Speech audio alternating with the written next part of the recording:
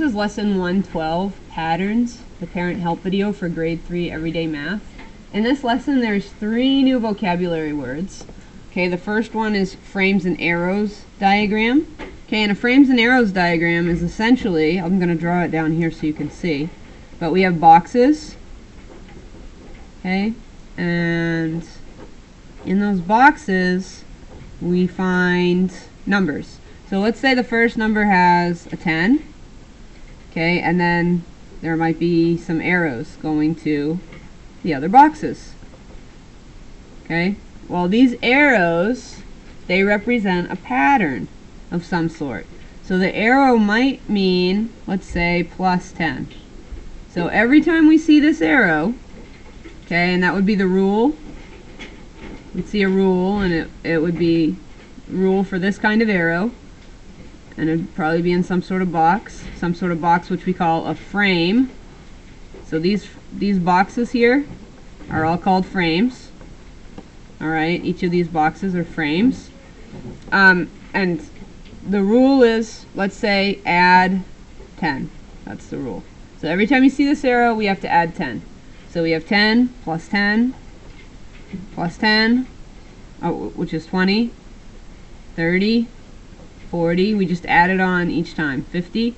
And what I like to do is I like to actually write the plus 10 above the arrow so I remember what I'm doing. Okay, and the arrow rule is just what it sounds like. It's the rule for that arrow. Because sometimes what happens is you'll have a frames and arrows diagram, and you might have 2 different rules. So one rule, let's leave this arrow the same, plus 10. Okay, so the rule for this arrow is going to be plus 10.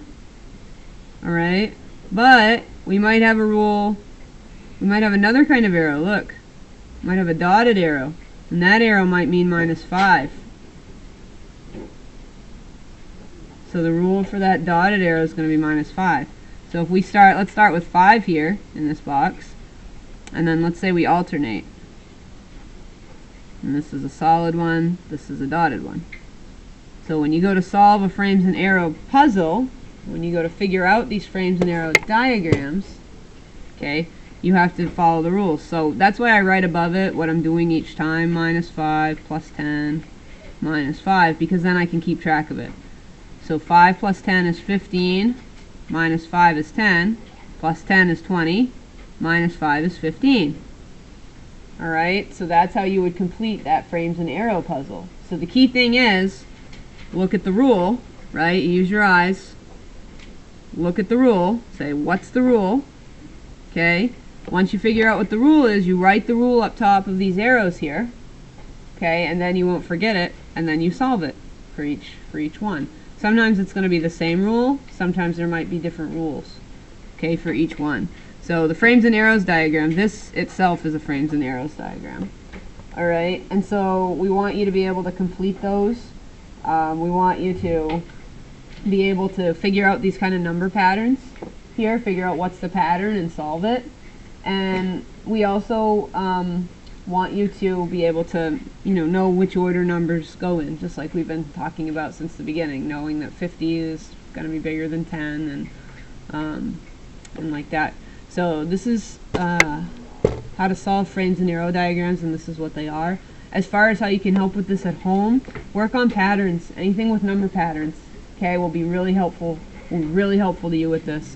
Anywhere you can find number patterns. If you want to make your own frames and arrows diagram, those are kind of fun actually to make once you get the idea. You can actually have the kids make one of these and then have mom or dad or Grammy or Grampy or somebody solve it. Alright, see if they can solve it, and then have a big person make one for one of you guys.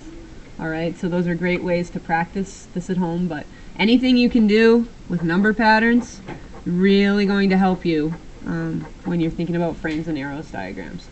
So this is lesson 112, Patterns, the Parent Help video for grade 3 everyday math.